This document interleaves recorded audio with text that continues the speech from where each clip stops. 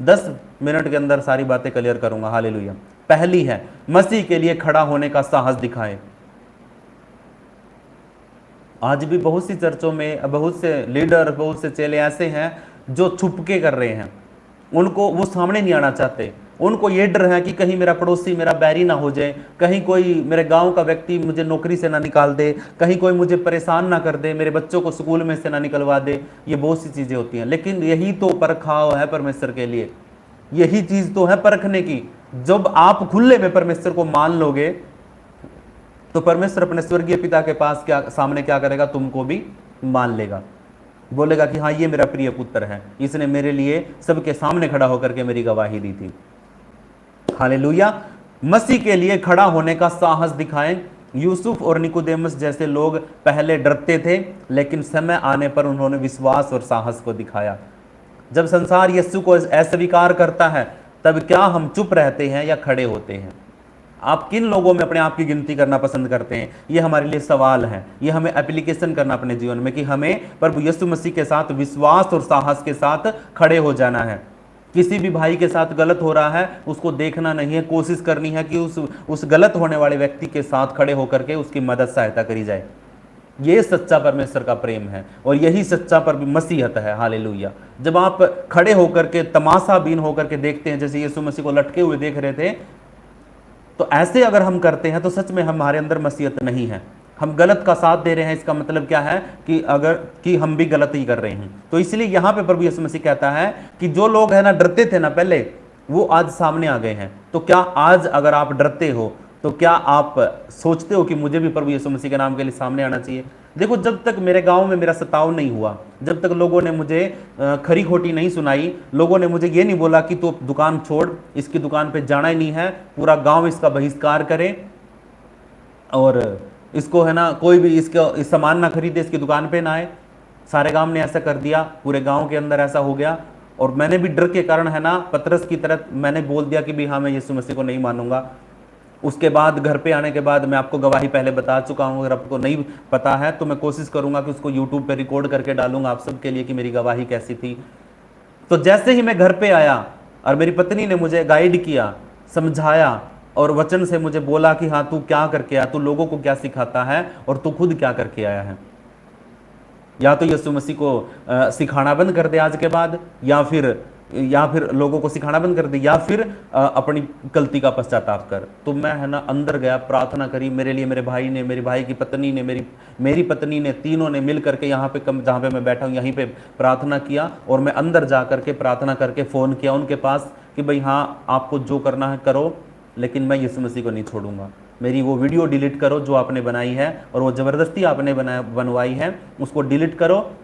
तब जा करके मेरे अंदर वो हिम्मत और वो बल आया है कि अब मैं डरता नहीं हूँ इस चीज़ से, क्योंकि अब सबको पता लग गया है कि भाई जितेंद्र यीशु मसीह पर विश्वास करता है। मेरा दोस्त मुझे इसी कारण से छोड़ के चला गया है, मेरा खास दोस्त। अब वो है ना मैसेज कर करके है ना रोने धोने के, और वो जो पहले बचपन में हम जब गाने सुनते थे तो उन गानों को वो भेज करके और नीचे स्टिकर लगाता है रोते हुए के। मैंने बोला अगर इतनी याद आ रही है मेरे भाई तो कॉल कर ले मेरे को। भाई दुखी क्यों है? मैं बोलता हूँ दुखी क्यों, कॉल कर ले। मेरा नंबर तो तुमने ब्लॉक लिस्ट में डाल रखा है, लेकिन तुम व्हाट्सएप पे मुझे ये इमोशनली मैसेज भेज रहा है, तो कॉल कर ले मेरे को। दिक्कत है, दुखी है तो प्रभु आशीष करे। लेकिन सिर्फ इस वजह से कि हाँ, जितेंद्र के साथ रहने से लोग मेरा भी बहिष्कार कर देंगे, इसीलिए उसने मुझे छोड़ दिया। हालेलुया। तो कई लोग आपके होंगे छोड़ने वाले, जो बोलते हैं ना। मेरा दोस्त पता क्या बोलता था? वो एक बात बोलता था कि जितेंद्र, अगर हम दोनों में से कोई एक मर गया ना तो दूसरा 10 दिन तक नहीं जी पाएगा, चाहे वो कितना भी संगा भला हो। वो भी है ना कैसे भी करके दुखी सुखी होकर के वो मर जाएगा, वो भी वो दोनों एक ही जगह एक ही साथ जाएंगे। ऐसे वादे करने वाले व्यक्ति आज है ना लोगों के डर के कारण छोड़ के जा चुके हैं। तो आपके लोग भी जो वादा करते हैं ना, आपके गर्लफ्रेंड, आपके बॉयफ्रेंड, भाई तेरे लिए मर जाएंगे, जी जाएंगे, ये छोड़ देंगे, वो छोड़ देंगे, ऐसे वादे करने वाले लोग है ना बहुत आएंगे, लेकिन भाग जाएंगे। पतरस भी तो बोलता था प्रभु तेरे लिए मरने को तैयार हूं, लेकिन क्या हुआ अंत में? कहां था? 3 बार इनकार कर करके भाग गया था, पश्चाताप कर रहा था उधर बैठ करके। लेकिन अंतिम समय में प्रभु यीशु मसीह को संभालने वाले, उसकी डेड बॉडी को संभालने वाले वो चेले थे जो गुप्त में प्रभु को चेला मानते थे। आज हमें गुप्त में सेवकाई करना है। आज हमें परमेश्वर के दसवांश को जो भी हम देते हैं, इसीलिए बोलता प्रभु कि तेरे दाहिने हाथ को नहीं पता होना चाहिए तेरे बाएं हाथ ने क्या किया है। जो गुप्त में है ना, प्रभु उसको सामने लेके आएगा। एक समय आएगा जब प्रभु बिल्कुल सामने लेके आता। हालेलुया। ऐसा नहीं है कि कुछ भी ऐसा नहीं है जो ढका रहेगा, सब कुछ खोल दिया जाएगा। ऐसा परमेश्वर है हमारा, छुपा के नहीं रखता कुछ भी। और जो सामने आकर के चिल्ला चिल्ला के बोलते हैं, लेकिन वो कहते हैं ना कि थोथा चना बाजेगा ना, ऐसे होते हैं कुछ लोग। मरने को तैयार हो जाएंगे, शब्द बोलते रहेंगे, लेकिन कुछ होने वाला नहीं है। दूसरा पॉइंट पढ़ते हैं, अपने संसाधनों को प्रभु की महिमा के लिए समर्पित करें। अपनी चीजों को, अपनी जुबान को, अपने बॉडी को, अपने संसाधनों को जो आपके पास है, जो क्वालिटी आपके अंदर है, जो आपके अंदर गुण है, उसको आप प्रभु की महिमा के लिए इस्तेमाल करो। मेरे अंदर है ना, प्रभु ने एक गुण डाला था। शुरू से ही मेरी आदत थी कि मैं इलेक्ट्रिकल चीज़ों में ज़्यादा, इसका तार तोड़ दिया, उसका ठीक कर दिया, उसका खोल दिया, वो बंद कर दिया, ऐसे करने में आज अभी मेरा लड़का भी ऐसे करता है। मुझे बड़ा दुख होता है जब वो कुछ भी तोड़ देता बिना पूछे। मैं भी ऐसे ही था, तो मैं तोड़ता था। तो मेरे को अब समझ में आया है कि जब मैं कुछ तोड़ देता था तो मेरे पापा को कितना गुस्सा आता था, कितना दुख होता था। जब मेरे बच्चे अब उन्हीं लाइन पे चल करके अब मेरी चीजों को तोड़ते हैं बिना पूछे, तो मुझे एहसास हुआ कि मेरे पापा को कितना दुख होता होगा उस टाइम पे जब मेरे बच्चों ने ये काम करना शुरू किया। तो कहने का मतलब क्या है कि अपनी चीजों को, अपने गुणों को प्रभु की महिमा के लिए इस्तेमाल करना शुरू करो। हालेलुया। जो मैं आपके सामने यहाँ पे बैठ के बोल रहा हूं ना, ये मेरे अंदर 1% भी गुण नहीं था इस चीज का। हालेलुया। हाँ, मेरा दोस्त जो था वो मेरी जिंदगी में आया ही इसलिए था कि मुझे उस शर्म से बाहर निकाले, उस शर्म से बाहर निकाले कि जब मैं छुप करके खाना खाता था, किसी को पता नहीं चलता था कि जितेंद्र यहाँ पे है या नहीं है, घर से बाहर नहीं जाता था, कुएं का मेंढक था। तो मेरे दोस्त ने मुझे है ना बाहर निकाला, मुझे बाहर की दुनिया दिखाई, मुझे बोलना सिखाया, मुझे भीड़ के अंदर कैसे गीत गाने हैं, जागरण के अंदर कैसे गाना, सब कुछ उसने मुझे सिखाया। उसकी बदौलत में आज बोलने वाला था। लेकिन साधन वो था, लेकिन इस्तेमाल किसने करना था? प्रभु यीशु मसीह ने। हालेलुया। क्योंकि योजना परमेश्वर की थी।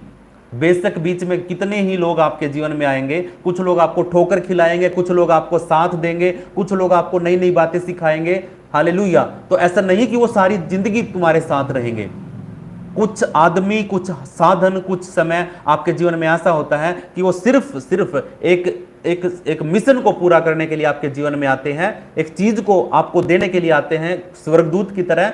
उसके बाद वो गायब हो जाते, चले जाते हैं, नाम तक नहीं होता। जब मैंने लोन लिया था तो उस टाइम पे एक व्यक्ति है ना, मुझे जींद में मिल गया था, कहीं पे बाहर था मैं, उसने बोला कि ऐसे ऐसे करके यार दोस्त है तू मेरा, चल चलते, पेपर देने के लिए गए थे।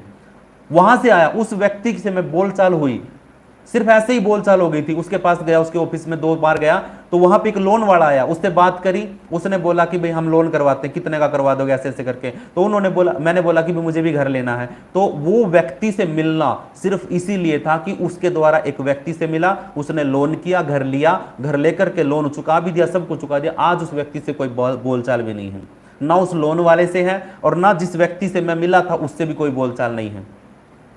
समझ में आई बातों को? आपकी जिंदगी में कुछ व्यक्ति सिर्फ इसीलिए आएंगे कि आपको एक मुकाम तक पहुंचाने के लिए, आपको किसी चीज का रास्ता दिखाने के लिए। वो स्वर्गदूतों की तरह काम करते हैं। हालेलुया। मेरा दोस्त मेरी जिंदगी में इसीलिए आया कि मैं आज आपके सामने बोल सकूं, वरना तो मैं छुपकर खाना खाने वाला व्यक्ति था। बोलने की तो दूर की बात है, औकात नहीं है।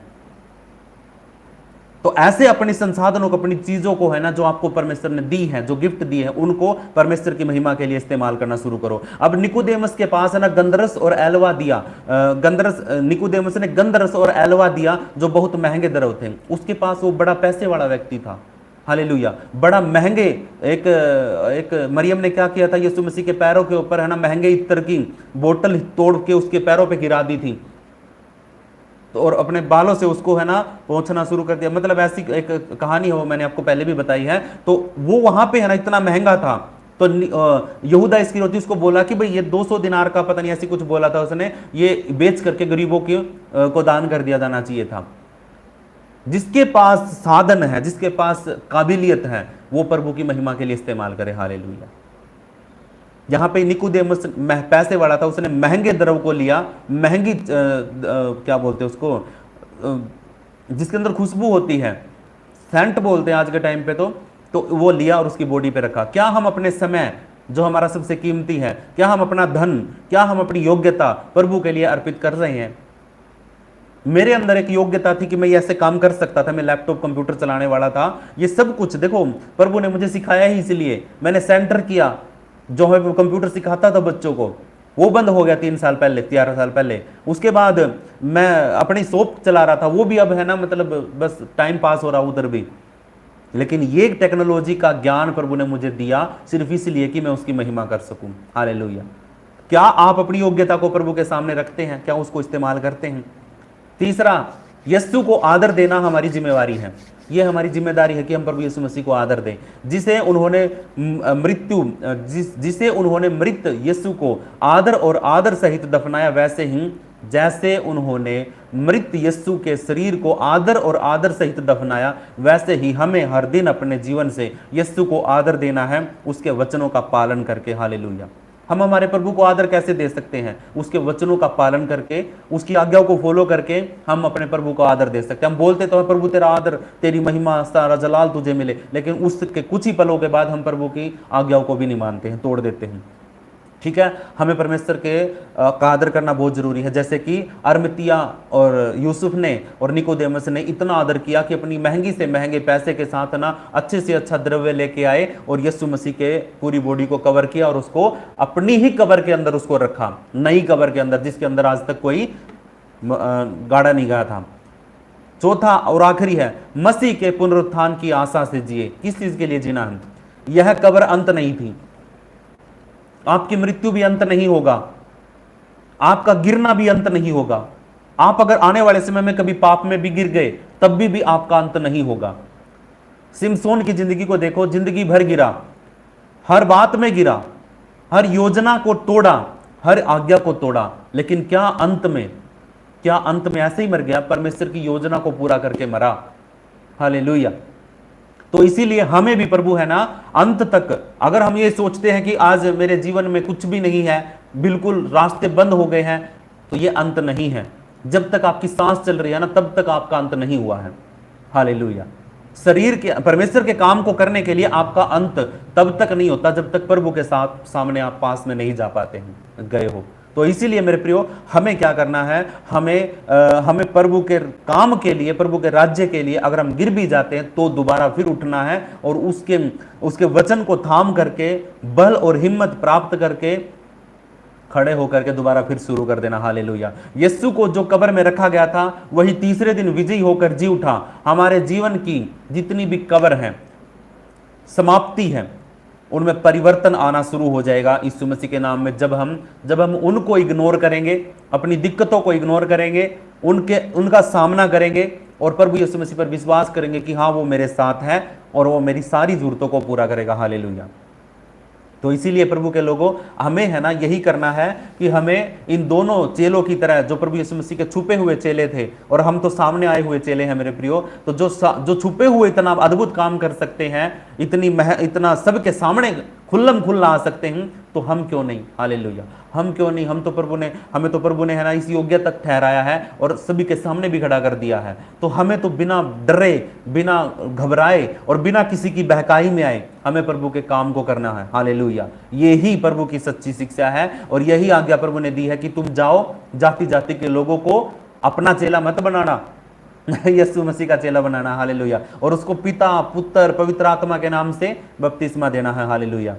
और इसी वचन के अनुसार प्रभु ने मुझे दर्शन दिया है कि मैं भी प्रभु यीशु मसीह की महिमा के लिए, योजना के लिए खुदावंद मुझे इस्तेमाल करे। जहां कहीं तक वो लेके जाए वहां तक मैं मतलब अपनी इच्छा को त्याग करके प्रभु की इच्छा पूरी करने के लिए तैयार होकर के वहां पे जाऊं और प्रभु मुझे इस्तेमाल करे। यही मेरी योजना है और यही मेरी इच्छा है। हालेलुया। प्रभु आप सबको आशीष करे। प्रभु का धन्यवाद।